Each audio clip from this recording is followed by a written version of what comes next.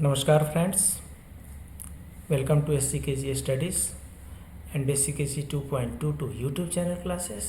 In this session, we are going to discuss about section 106 to 120 of paper 1, which was held on 11th March 2023.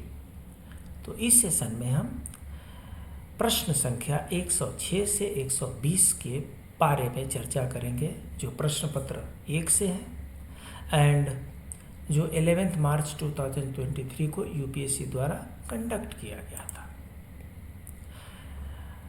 ये प्रश्न पत्र 2 घंटे का है, 120 minute का एंड 120 क्वेश्चन है and maximum marks 150। D series का क्वेश्चन है। Question number 106। Consider the following statements. The major traits of depression could be as given below. So ये इकोनॉमिक्स का प्रश्न है। इकोनॉमिक्स में क्या होता है, अगर राइज होता है, अगर प्रोग्रेस होता है, अगर डेवलपमेंट होता है तो उसकी एक साइकिल होती है और एक जगह पर आकर के वो फॉल करने लगता है। तो जब फॉल करने लगता है वहाँ पर किसी न किसी पॉइंट पर आकर के हम उसको डिप्रेशन बोलते हैं। डिप्रेशन के अलावा रिसेशन भी होता है। तो उसी के बारे में ये 3 स्टेटमेंट है। आइए देखते हैं। An extremely low aggregate demand in the economy causes activities to decelerate. ठीक है, एक्सट्रीमली लो एग्रीगेट डिमांड है, ठीक है। The inflation being comparatively low, ये भी ठीक लग रहा है। The employment avenues start shrinking forcing unemployment rate to grow fast. ये तीनों सही लग रहा है। आंसर जो होगा वो डी होगा, 1, 2 एंड 3। आइए देखते हैं रिसेशन और डिप्रेशन, इन दोनों में क्या फर्क है। ये दोनों डाउनफॉल है, रिसेशन एंड डिप्रेशन दोनों डाउनफॉल है, बट फिर भी दोनों में थोड़ा सा फर्क है। आइए देख लेते हैं। A recession is when an economy enters a downturn and is necessary part of business cycle. So business का एक साइकिल होता है, एक चक्र होता है। उस चक्र में अप डाउन चलता रहता है। वन वे बिजनेस नहीं चलता है। उसमें अगर अप होंगे तो डाउन की भी प्रोबेबिलिटी होती है। बहुत हाई डिमांड हो गया, अगर बहुत हाई डिमांड हो गया तो सप्लाई को बढ़ाते बढ़ाते बढ़ाते बढ़ाते कई बार क्या होगा, वो डिमांड को डबल क्रॉस कर जाएगा सप्लाई। तो जब तक डिमांड और सप्लाई में कोऑर्डिनेशन है, सब कुछ ठीक ठाक है। डिमांड अगर कोई आइटम है वो 10 kg का आइटम का डिमांड है, सप्लाई अगर 5 है तो रेट बढ़ेंगे। रेट बढ़े से क्या होगा, मार्केट में उस सप्लाई को बढ़ाने का प्रयास किया जाएगा। तो जब सप्लाई बढ़ाने का प्रयास किया जाएगा तो कई बार ऐसा होगा कि सप्लाई 5 से बढ़ते बढ़ते 15 भी हो जाएगी। अब क्या हो गया, ओवर प्रोडक्शन हो गया, ओवर सप्लाई हो गई, डिमांड 10 का 10 ही रह गया। फिर क्या होगा, साइकिल वहाँ से डाउन टर्न में आएगी। और डाउन टर्न में क्या होगा, अब जो है आपका बना बनाया आइटम बिकेगा नहीं। क्यों, डिमांड जो कम है, सप्लाई आपने बढ़ा दिया है। तो इसी को रिसेशन पर बता रहा है। Recession is when an economy इंटर्स a down turn and is a necessary part of business cycle. Depression में क्या है, a depression is when an economy is in more severe and prolonged downturn and is not a necessary part of business cycle. So business cycle में up trend हो सकते हैं, down trend भी हो सकते हैं, और डाउन ट्रेंड के बाद से फिर से अप हो जाता है, चलता रहता है। लेकिन अगर डाउन ट्रेंड लंबे समय तक बना रहा तो जो रिसेशन, जो डाउन टर्न में आया था रिसेशन, अगर रिसेशन लंबे समय तक बना रहा तो वो डिप्रेशन में चला जाता है। सो प्रैक्टिकली हम ये समझ लें कि depression is the aggravated form of recession. जब प्रोग्रेस हो रहा है, प्रोग्रेस स्टॉल हो गया, इसका मतलब कि रिसेशन के लक्षण दिखने लगे, प्रोग्रेस नीचे आने लगा, रिसेशन पक्का है, कंफर्म हो गया कि रिसेशन है। और रिसेशन अगर लंबे समय तक रुक गया, then recession is converted into depression, right. A country enters a recession when it reports 2 consecutive quarters of negative GDP growth। आपको पता ही है जीडीपी ग्रोथ जो होता है वो क्वार्टरली बेसिस पे असेस किया जाता है। अगर 2 क्वार्टरली मतलब 6 मंथ, अगर लगातार 6 मंथ तक जीडीपी ग्रोथ निगेटिव आ गया, जीडीपी ग्रोथ निगेटिव का मतलब क्या हुआ? अगर 8% के हिसाब से हमारा जीडीपी ग्रोथ चल रहा है और अगर वो 7.5% पे आ गया तो ग्रोथ तो अभी भी है, लेकिन 0.5% जो है वो निगेटिव टर्म में चला गया, तो इसलिए इसको निगेटिव जीडीपी ग्रोथ कहते हैं। तो जब लगातार 6 मंथ तक 2 कंसेक्यूटिव क्वार्टर्स में निगेटिव जीडीपी ग्रोथ होंगे, रिसेशन कहलाएगा। Country इंटर्स a depression when a recession evolves into a sharper longer downturn. Some believe GDP must decline by at least 10%. So recession के बारे में तो हमने देख लिया, लेकिन रिसेशन से कहीं गहरा जख्म जो है वो डिप्रेशन छोड़ जाता है।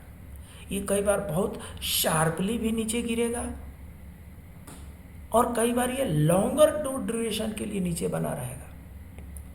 सो एक एवरेजली मान के लोग चलते हैं कि अगर जीडीपी 10% नीचे डिक्लाइन कर गई तो उसको डिप्रेशन मान लिया जाएगा। 8% अगर हमारा प्रोग्रेस चल रहा है, जीडीपी ग्रोथ जो हमारा 8% चल रहा है, उसका 10% हुआ 0.8%। सो अगर 8% से 7.2% पर आ गया, डिप्रेशन कंफर्म कर दिया जाएगा। इकोनॉमिस्ट कहेंगे this is depression. Recession hit people's income and prompts them to cut spending, prompting business to cut jobs and reduce investment. So क्या होता है रिसेशन से? रिसेशन जब आएगा तो लोगों की इनकम कम हो जाएगी। जब इनकम कम हो जाएगी तो उनके खर्चे कम हो जाएंगे। जब उनके खर्चे कम हो जाएंगे, इसका मतलब कि वो कम आइटम खरीदेंगे। जब वो कम आइटम खरीदेंगे तो प्रोडक्शन को कम करना पड़ेगा। प्रोडक्शन को कम करेंगे, जॉब अपॉर्चुनिटी भी कम हो जाएगी। ये पूरा साइकिल एक दूसरे से लिंक्ड है, ये रिसेशन कहलाता है। Depressions are more destructive as the length of any crisis weakens the economic ability to recover. So recession में क्या होता है? रिसेशन में सडनली रिकवर करने लगता है। डिप्रेशन में है ये एक तो बहुत ही डिस्ट्रक्टिव वे में शार्पर जो है डाउन टर्न हो जाता है और लंबे ड्यूरेशन तक रहता है, जो रिकवर करने में टाइम लगता है। डिप्रेशन हो गया। Recession can hit an individual country और region but have the ability to fail globally. So recession जो है भले ही किसी व्यक्ति विशेष का हो, किसी क्षेत्र विशेष का हो, कि किसी राष्ट्र विशेष का हो, इसका इफेक्ट जो होगा ग्लोबली होगा। पूरे संसार पर इसका प्रभाव देखा जाएगा। अमेरिका में रिसेशन होता है, इंडिया में शेयर मार्केट धड़ाम से गिरता है। जापान में रिसेशन होता है, इंडिया में शेयर मार्केट धड़ाम से गिरता है। क्यों गिरता है महाराज? क्योंकि इसका इफेक्ट जो होता है ग्लोबली होता है। The severity of downturn twinned with how connected international trade is, means depression will undoubtedly have a global impact. So recession में global impact को feel किया जाएगा, ability to felt globally. So recession में globally जो global downturn है, जो उसका effect है, उसको सिर्फ महसूस किया जाएगा। लेकिन डिप्रेशन में अनडाउटेबली, कोई डाउट ही नहीं है, एक देश का जो वित्तीय स्थिति है वो पूरे संसार को प्रभावित करके छोड़ेगी। अगर पूरे संसार को प्रभावित कर डालती है तो डिप्रेशन है, और सिर्फ करने जैसा लग रहा है तो रिसेशन है। सो इससे मोटा मोटी हम ये समझ लें कि रिसेशन जो है ये फर्स्ट स्टेप है, ये फर्स्ट स्टेज है।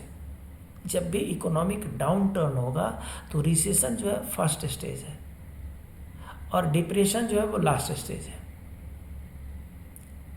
रिसेशन से भी रिकवरी शुरू हो सकती है, डिप्रेशन से भी रिकवरी शुरू हो सकती है। रिसेशन से रिकवरी फास्ट होगी, डिप्रेशन से रिकवर होने में टाइम लगता है। ये दोनों टर्मिनोलॉजी समझना हमारे लिए आवश्यक है। यूपीएससी क्वेश्चन को ट्विस्ट करने के लिए बड़ी विशेषता उसकी है, बड़ी खूबी से जानी जाती है, बड़ी ख्याति है उसकी प्रश्न को ट्विस्ट करना। इसलिए इतनी जानकारी तो हमारे पास होनी ही चाहिए। Characteristics of economic recession. Economic observers note a decline in real GDP for 2 consecutive quarters। हमने देख लिया है। Consumers are less likely to make major purchases, ये हमने देख लिया है। अनएम्प्लॉयमेंट स्पाइक्स, इसकी भी हम चर्चा कर चुके हैं। A disruption in equilibrium between supply and demand, इसकी भी चर्चा हम कर चुके हैं। Reduced consumer activity may force business to scale down production, production को कट डाउन करना पड़ता है, ये भी हमने देख लिया। Uncontrolled inflation reduces the purchasing power, so purchasing power भी कम हो जाती है और एम्प्लॉयमेंट भी कम हो जाती है।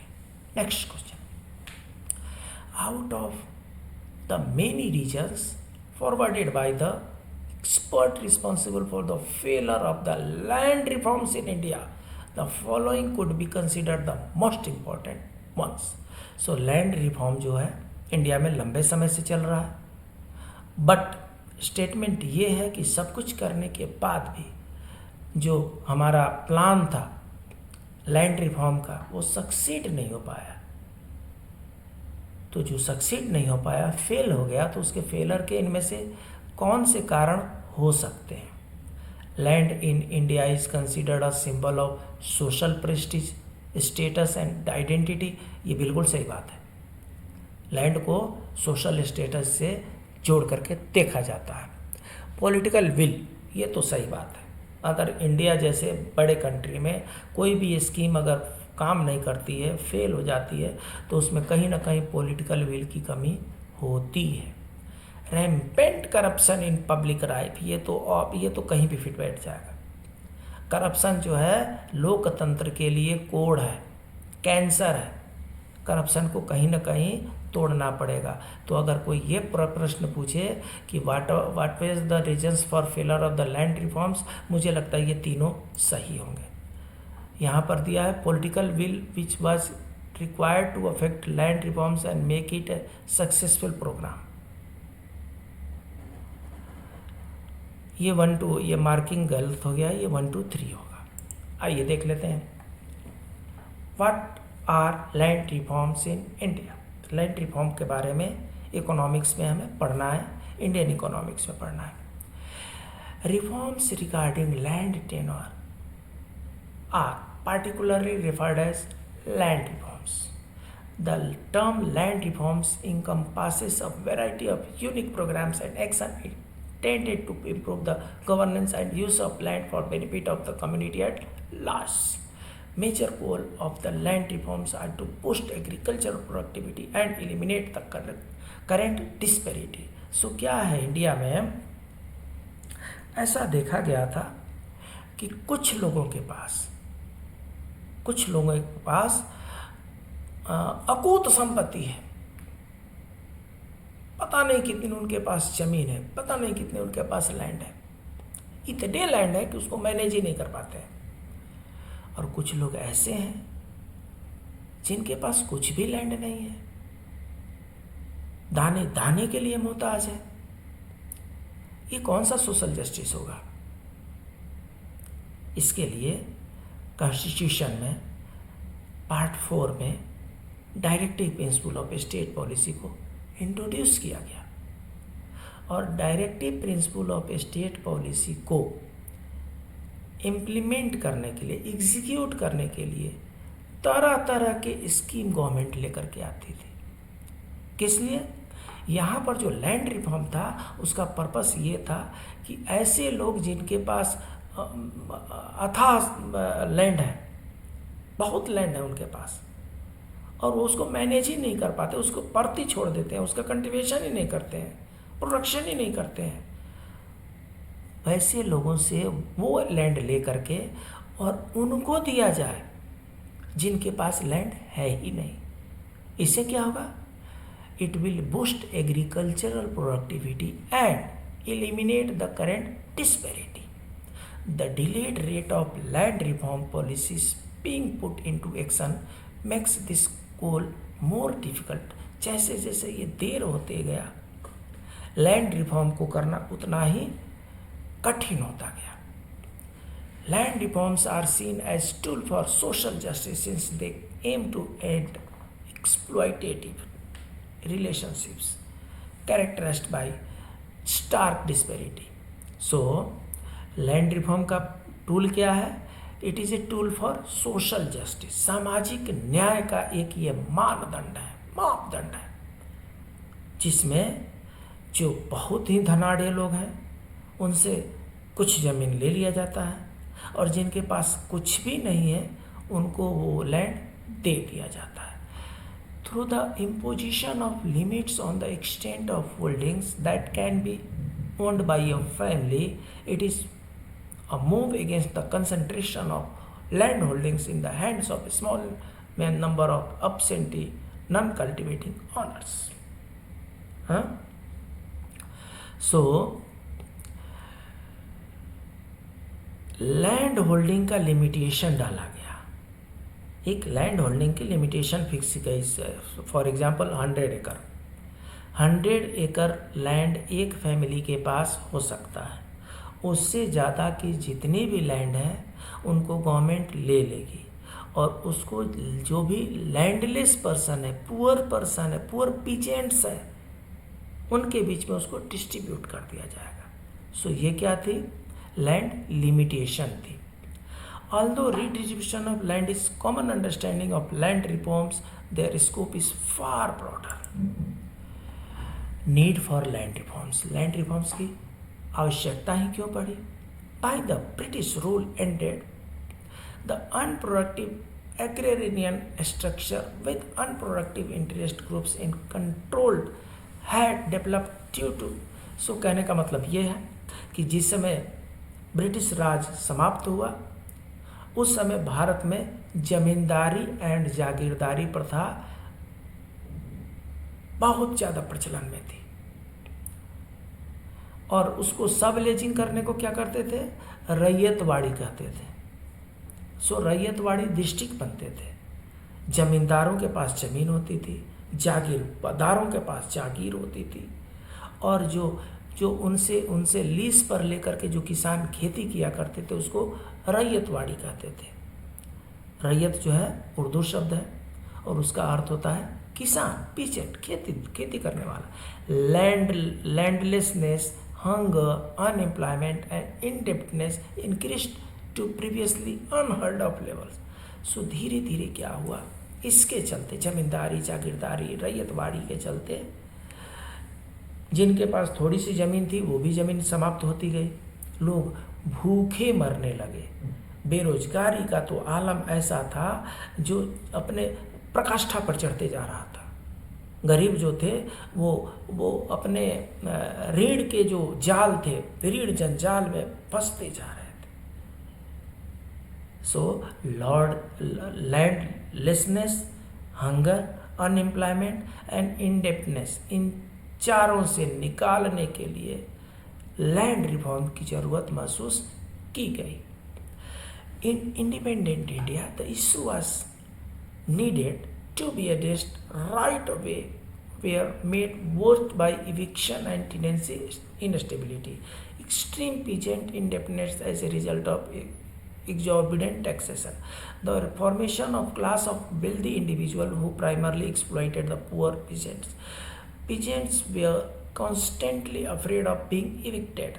Poverty was deeply ingrained in the farmer class. So कहने का मतलब क्या है कि जितनी भी लिमिटेशन थे, जो भी कमियां थी जमींदारी प्रथा की, जागीरदारी प्रथा की और रैयतवाड़ी की, वे सारी कमियां ही जिम्मेदार थी लैंड रिफॉर्म्स रूल को लागू करने के लिए।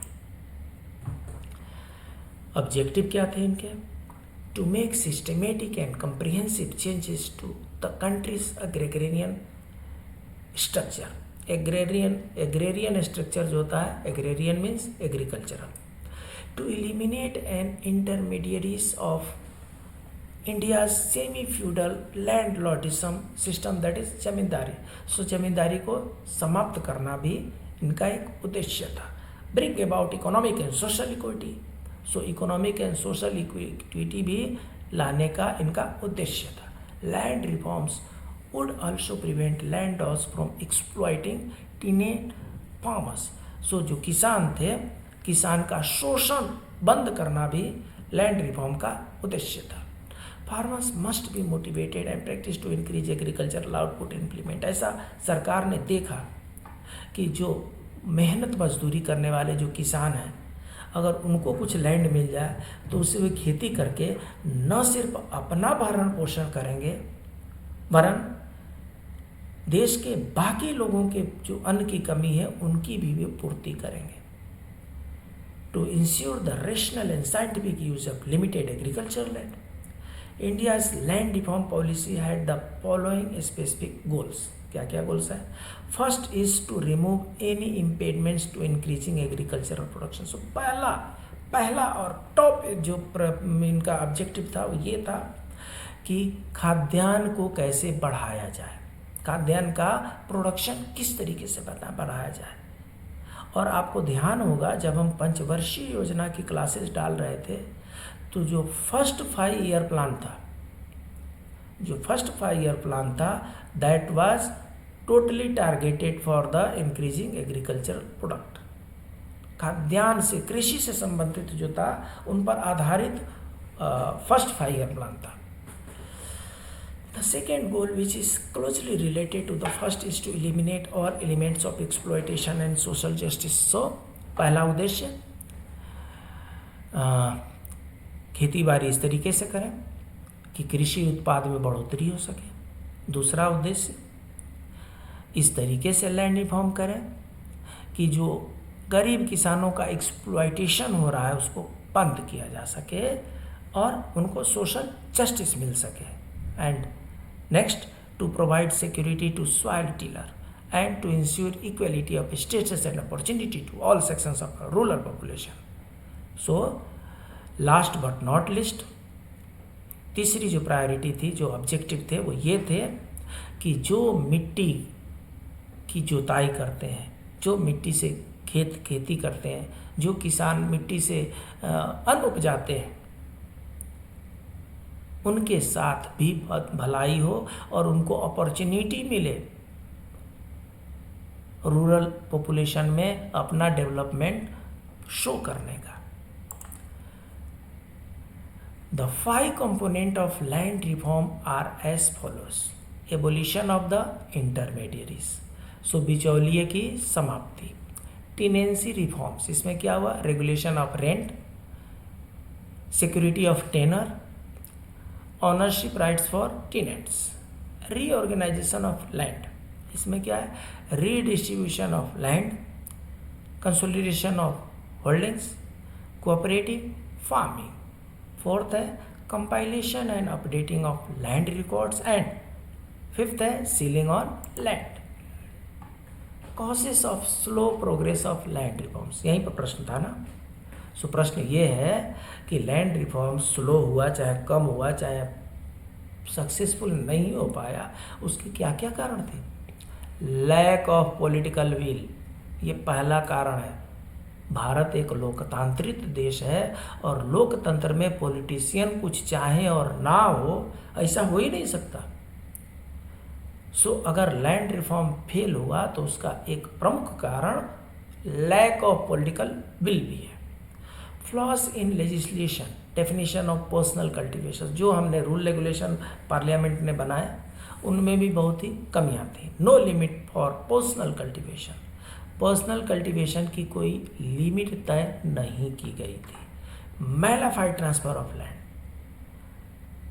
क्या हुआ, लैंड की सीलिंग तो कर दी है, सीलिंग करने के बाद से उस जमींदार से जागीरदार से हम एक्स्ट्रा लैंड भी ले लिए, लेने के बाद से जो डिस्ट्रीब्यूशन हुआ उसमें बहुत हेरा फेरी की गई, ज़रूरतमंदों को न दे करके अपनी अपनी रोटियां सेकी गई। ये भी कारण है लैंड रिफॉर्म्स के फेलर के। inadequate proof for tenants, problem of voluntary surrender, inadequate ceiling loss, legal hurdles, absence of proper land records. Next question.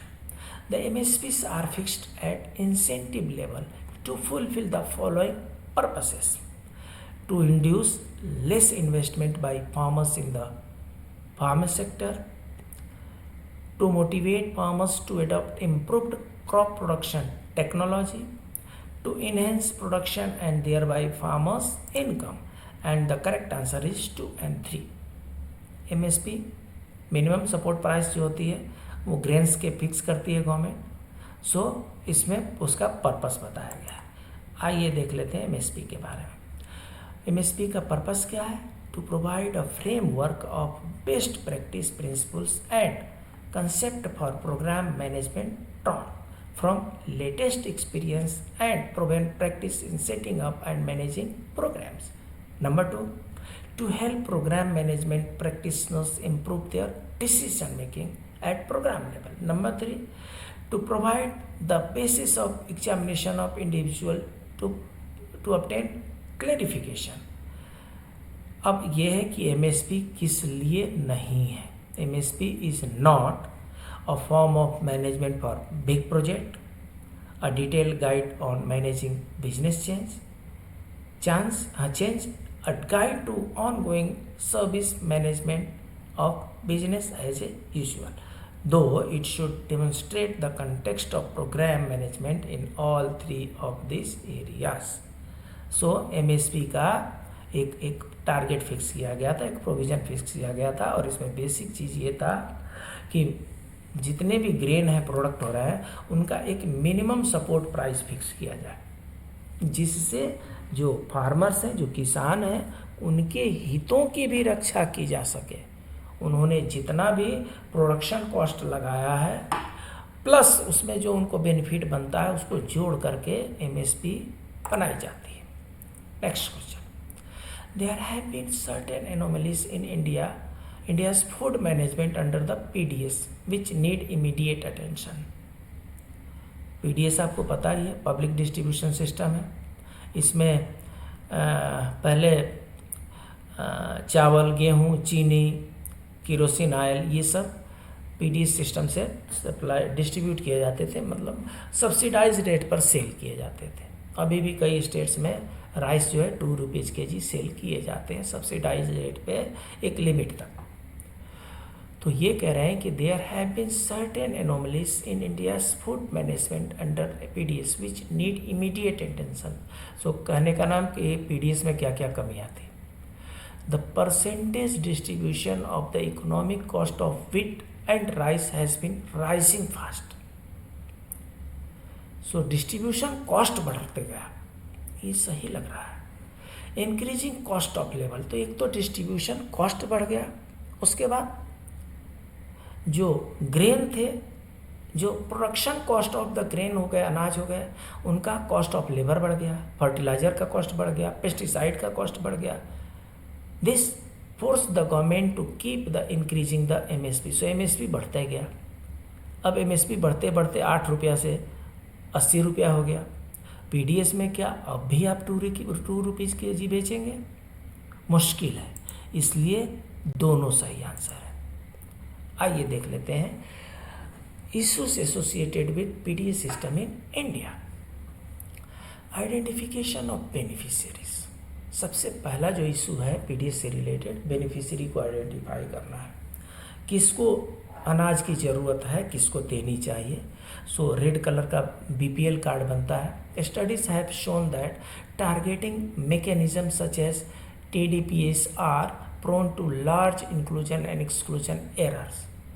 This implies that entitled beneficiaries are not getting food grains while those that are ineligible are getting undue benefits. सो ये जो PDS system में identification of beneficiary जो है, इसमें इतने drawback हुए कि गरीब का वो बीपीएल कार्ड बनता नहीं था, और जो सामर्थ्यवान थे उनका बीपीएल कार्ड बन जाता था। गरीब भूखे मरता था और सामर्थ्यवान के घरों में वो अनाज ला करके सड़ाए जाते थे। ये एक सबसे बड़ी कमी जो थी वो पीडीएस सिस्टम में थी। आज भी आप देख सकते हैं, बुलेट वाले लोग फ्री का 2 रुपीज़ के.जी. का अनाज अपने बुलेट पे, अपने बोलेरो पे, अपने स्कॉर्पियो पे, अपने इनोवा पे रख के लाते हैं। क्या ये मिसयूज नहीं है? और जो गरीब है वो लाइन में लगे रह जाता है, उसको मिल नहीं पाता है। बहुत गलत है। लीकेज ऑफ फूड ग्रेन्स, इसमें कौन कौन सा लीकेज है? ट्रांसपोर्टेशन लीकेज, ब्लैक मार्केटिंग है।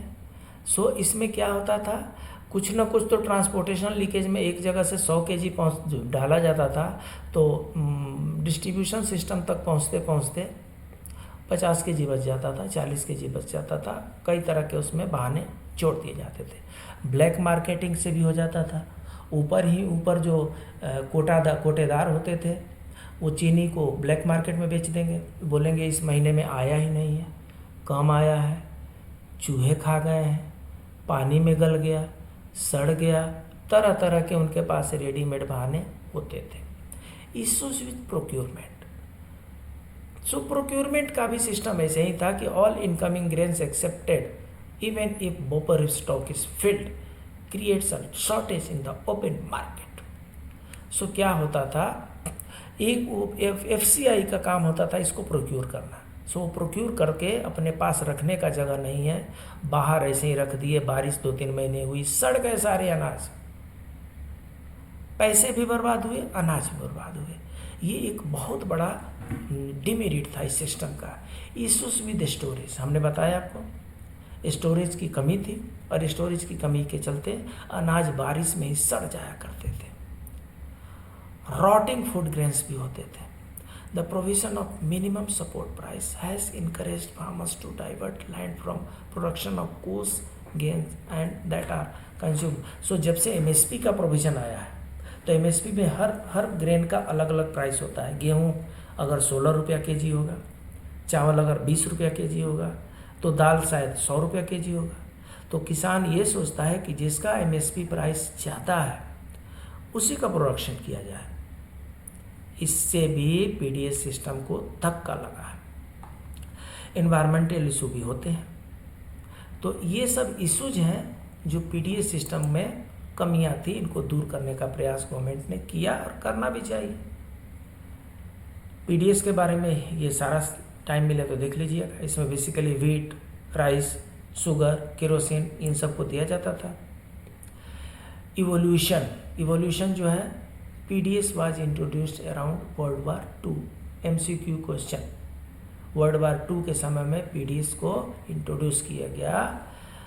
Before the 1960s distribution through PDS was generally dependent on imports of grain। बाहर से आते थे अनाज, जितना आता था उतना ही हम उसी में से हम लोगों को सप्लाई कर सकते हैं, नहीं आएगा तो कहाँ से करेंगे।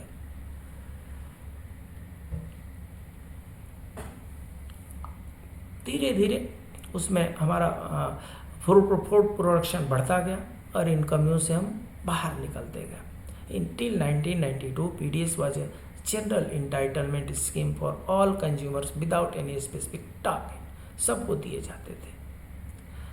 In June 97 the government of India launched the Targeted People Distribution System TPDS which focused on the poor।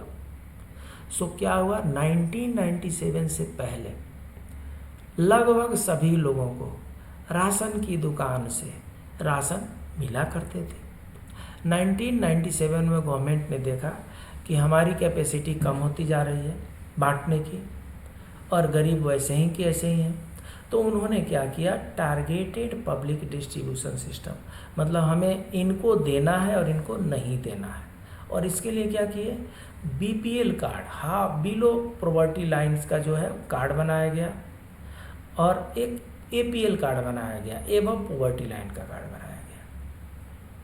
उसके बाद अंत्योदय अन्न योजना, AAY इम्पोर्टेंट है, अंत्योदय अन्न योजना was a step in the direction of making TPDS aim at reducing hunger among the poorest segment. So poorest segment जो होते थे बीपीएल में भी जो poorest segment होता था उसको अंत्योदय अन्न योजना के अंतर्गत लाया गया।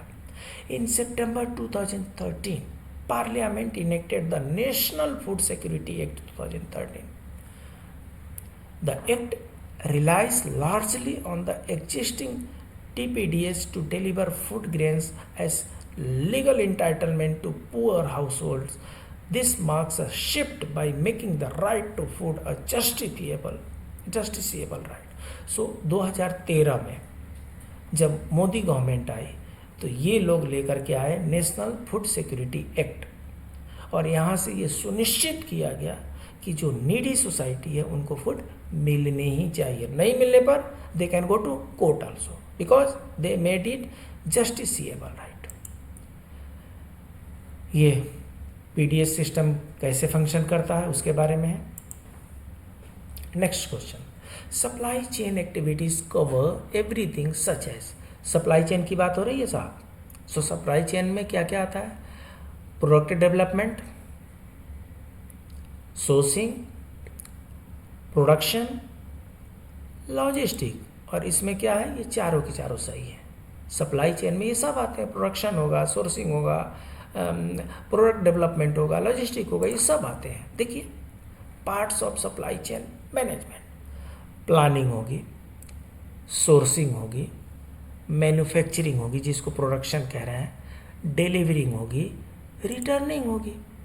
Question number 111, The first industrial policy statement of the India was announced on.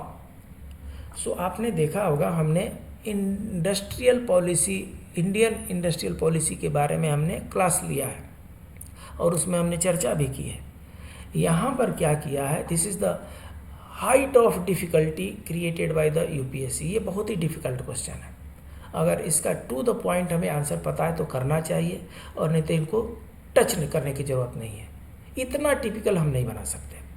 अगर 48, 49, 50, 51 होता तो कुछ बात भी समझ में आती।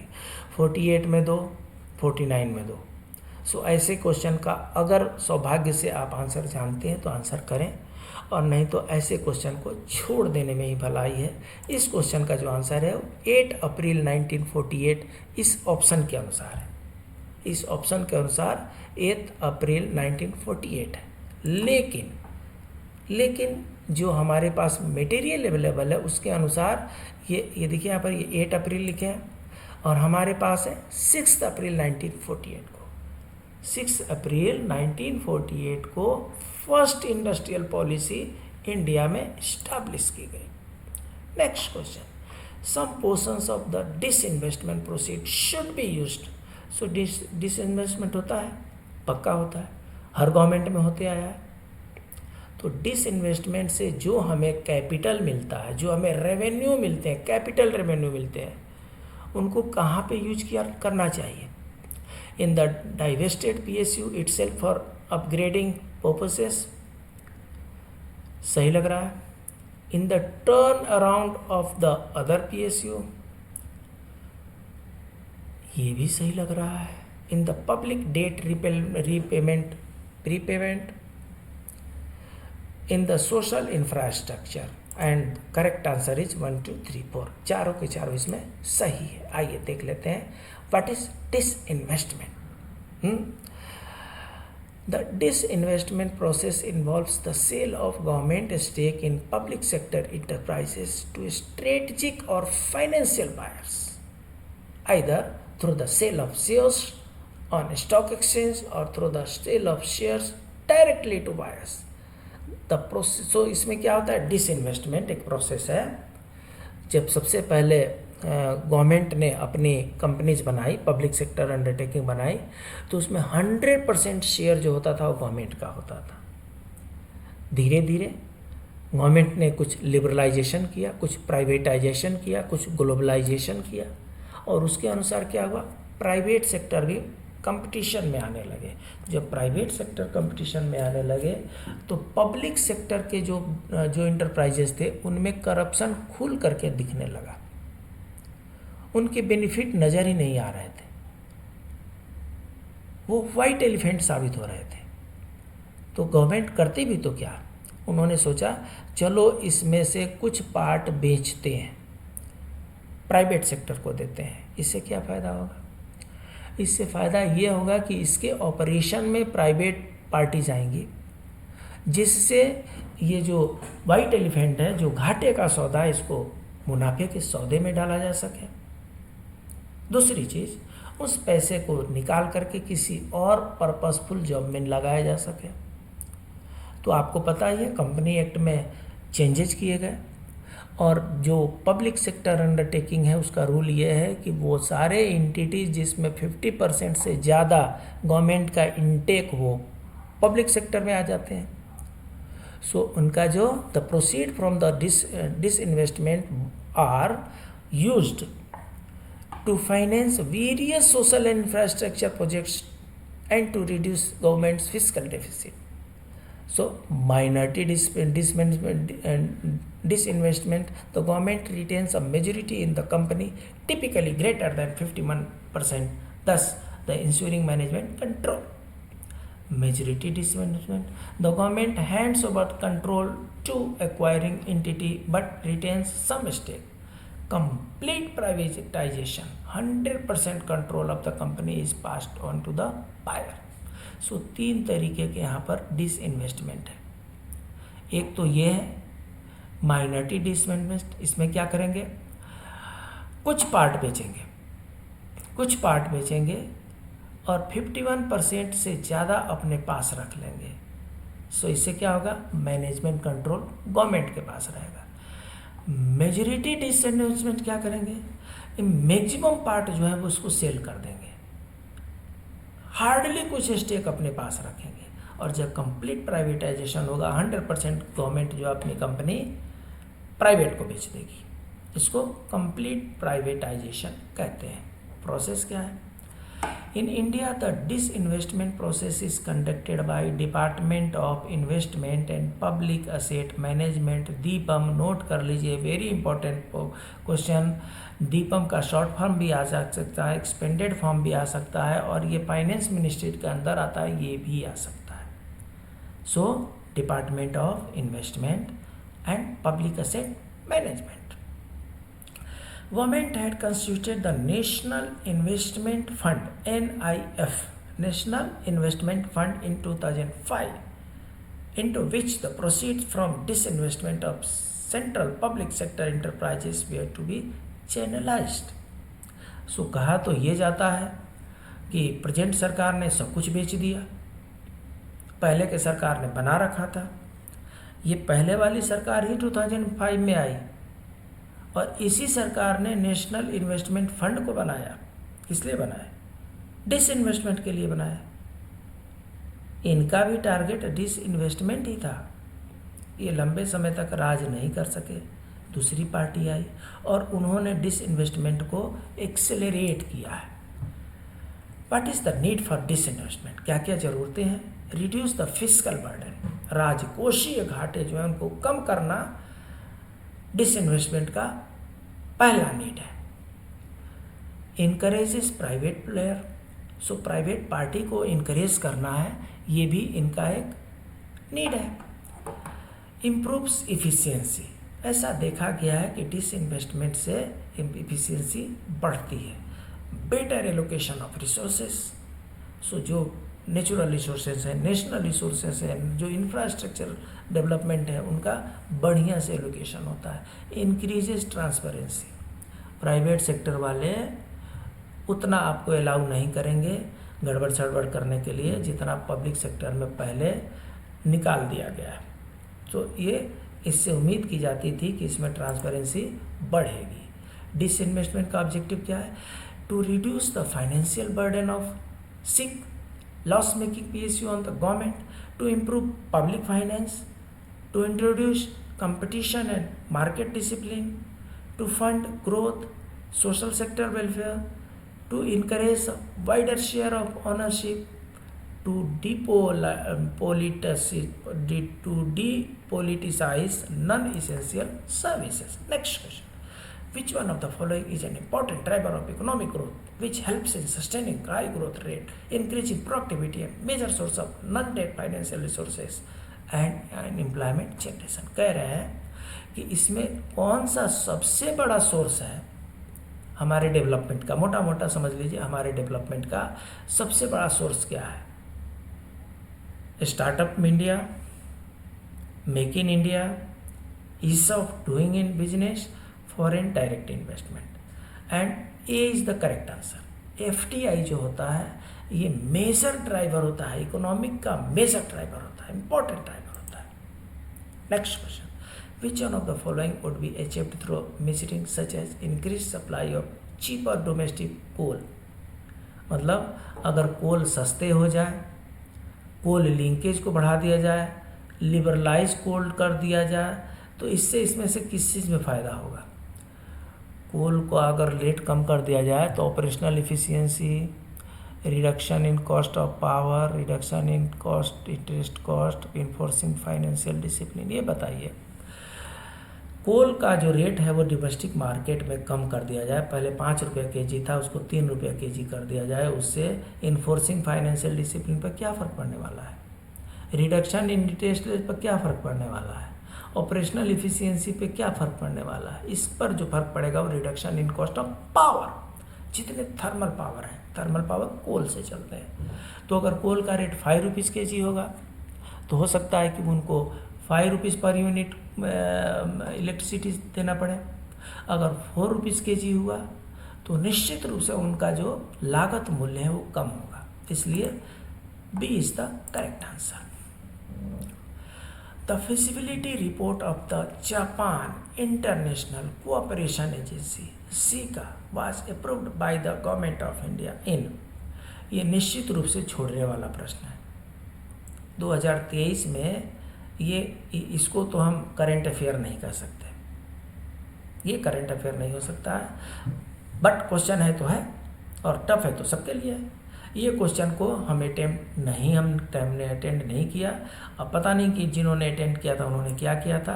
क्वेश्चन इसका जो आंसर है वो दिसंबर 2015 है। Next question, which one among the following union ministry launch the services e health assistance and tele consultation initiative in India? बहुत कन्फ्यूजिव क्वेश्चन, मोस्टली लोगों ने इसको अटेम्प्ट किया और उनको नेगेटिव पेनल्टी भी मिला है।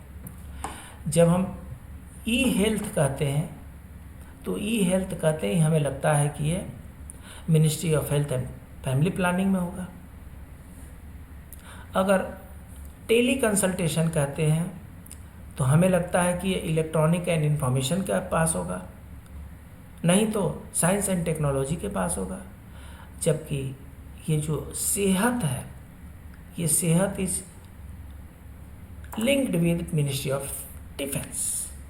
जी हाँ, सेहत जो है service e health assistance and tele consultation जो है ये मिनिस्ट्री ऑफ डिफेंस का एक स्कीम है।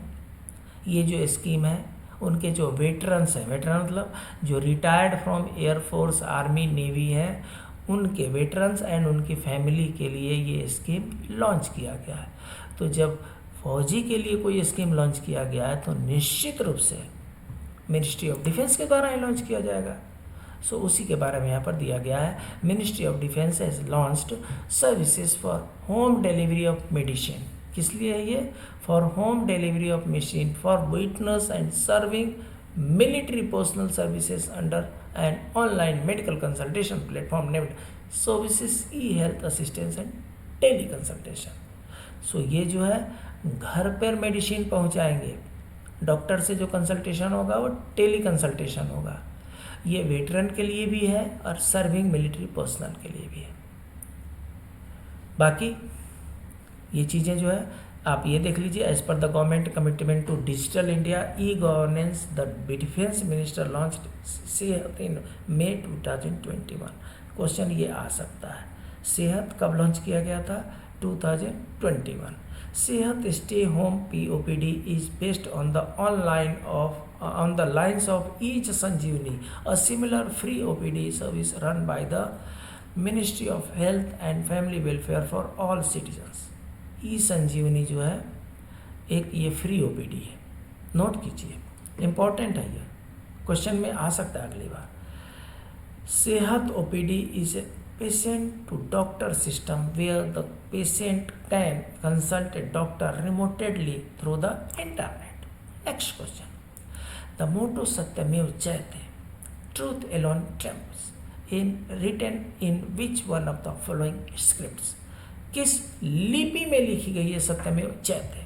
सत्यमेव जयते संस्कृत भाषा का शब्द है, और संस्कृत भाषा की लिपि क्या होती है? देवनागरी होती है। सत्यमेव जयते मुंडकोपनिषद में से लिया गया है। मुंडकोपनिषद, उपनिषद जो है संस्कृत भाषा में लिखी गई है, और संस्कृत भाषा जो लिखी जाती है वो देवनागरी में लिखी जाती है, इसलिए इसका करेक्ट आंसर देवनागरी होगा। 118. Which park among the following has been declared as India's first other effective area-based conservation measures? Difficult question है, नहीं समझ में आता, इसको छोड़ देना है। एनी हाउ इस क्वेश्चन का आंसर जो है वो अरावली बायोडाइवर्सिटी पार्क हरियाणा में है। इसके ये डिटेल है। The parliamentary standing committee report strongly recommended and proposed for guaranteed number of days of work in MNREGA scheme from. So आपको पता है मनरेगा में 100 डेज वर्क करने की गारंटी दी गई है। 100 डेज वर्क करने की गारंटी दी गई है मनरेगा में, MG नरेगा जो लिखा है, ठीक है। पार्लियामेंट्री स्टैंडिंग कमेटी का जो रिपोर्ट है उसमें उन्होंने क्या रिकमेंड किया है? 100 से लेकर के 150 को बढ़ाने का रिकमेंड किया है। So C is the correct answer. ये इनका एक्सप्लेनेशन है, आप देख लीजिए। Question number 120 and could be the last question of this session, this paper also. The 15th Indian European Union summit which endorse India EU strategic partnership road map to 2025 was held down. ये क्वेश्चन का आंसर है, तो ये current affair का difficult है। अगर अटेम्प्ट नहीं किया है तो अच्छी बात है, अटेम्प्ट किए हैं तो इसका करेक्ट आंसर है 15 जुलाई 2020। The 15th summit between India and the European Union was held in virtual format on 15th July 2020. So summit number is 15, date is 15. Correlate करेंगे, हो सकता है याद आ जाए। India was represented by prime minister Shri Narendra Modi ji. So इस तरीके से हमने क्वेश्चन पेपर 1 को सॉल्व किया। कई पार्ट में हमें सॉल्व करना पड़े, इसलिए सॉल्व करने पड़े कि हम सिर्फ ABCD टिक करके हम अपनी जिम्मेदारियों से भाग नहीं सकते। अगर हमने A टिक किया है और विच ग्राउंड, और उससे रिलेटेड उस चैप्टर के बाकी स्टडी मटेरियल को कहाँ से हम जानेंगे? तो इसलिए हमने क्या किया, MCQ के द्वारा उन सारे चैप्टर्स को हमने कवर किया, सो दैट अगर उस चैप्टर से रिलेटेड कोई भी क्वेश्चन आते हैं, सीधे आए हों और चाहे ट्विस्ट करके आए, आप उसको सॉल्व कर सकें। उम्मीद है आपको अच्छा लगा होगा। अगर आपको अच्छा लगा होगा तो ज़रूर कमेंट बॉक्स में आप अपना व्यूज़ डालें। आज का नीति श्लोक, न हि कश्चित् विजानाति किं कस्य भो भविष्यति अतः श्वः करणीयानि कुर्याद् बुद्धिमान। अर्थात किसी को नहीं पता कि कल क्या होगा। जो फ्यूचर है वो अनसर्टेन है। इस धरती पे जितने भी मानव हैं उनमें से किसी को नहीं पता कि फ्यूचर में क्या होने वाला है, कल क्या होने वाला है। इसलिए जो भी कार्य करना है आज ही कर लें। कभी भी कार्य को पोस्टपोन नहीं करना है। जो कार्य आज कर सकते हैं उसको आज कर ही लें, कल के लिए पोस्टपोन न करें। यही बुद्धिमान इंसान की निशानी है। हम में से भी बहुत लोग हैं जो हमारा प्रिपरेशन है, एग्ज़ाम का प्रिपरेशन, उसको पोस्टपोन करते रहते हैं। चलो मंडे से पढ़ लेंगे, ट्यूसडे से पढ़ लेंगे, वेडनेसडे को थोड़ा घूम करके आके पढ़ लेते हैं। चलो ये वीकडेज में टाइम ही नहीं मिला, सैटरडे संडे बढ़िया से पढ़ लेंगे।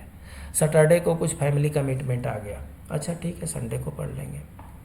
संडे को कुछ ऐसे अर्जेंट रिक्वायरमेंट आ गए कि उस दिन भी पढ़ाई नहीं हो पाई, फिर क्या हुआ? ये साइकिल चलता रहता है। हम क्या कर रहे हैं? पोस्टपोन कर रहे हैं। हम पढ़ाई पोस्टपोन कर सकते हैं, डेट ऑफ एग्जामिनेशन पोस्टपोन नहीं कर सकते। और जैसे ही हम पढ़ाई पोस्टपोन करते हैं, हमारे सक्सेस जो होता है, सक्सेस प्रोबेबिलिटी भी पोस्टपोन हो जाती है। क्या हम चाहते हैं कि हमारा सक्सेस ही ना हो? नहीं चाहते। और अगर नहीं चाहते तो जो कार्य अभी करना है उसको अभी ही कर लें। यही बुद्धिमान इंसान की निशानी है। ये आपका चैनल SEKG स्टडीज़, इसको आप लाइक करें, सब्सक्राइब करें, अपने दोस्तों के बीच में शेयर करें। आपका दूसरा चैनल SEKG 2.22, इस पर RTI की क्लासेस हैं, इस पर SSO प्रोबेशन क्लियरेंस एग्ज़ाम की क्लासेस हैं, इस पर डिप्टी डायरेक्टर के रिक्रूटमेंट के सारे क्लासेस हैं। इसको भी आप लाइक करें, सब्सक्राइब करें, अपने दोस्तों के बीच में शेयर करें। मिलते हैं अगले क्लास में कुछ नए इम्पोर्टेंट इंफॉर्मेशन के साथ, which is very useful from the examination point of view. कुछ इन्फॉर्मेशन के साथ, कुछ नॉलेज के साथ, कुछ व्यूज़, कुछ ट्रिप्स एंड टिक्स के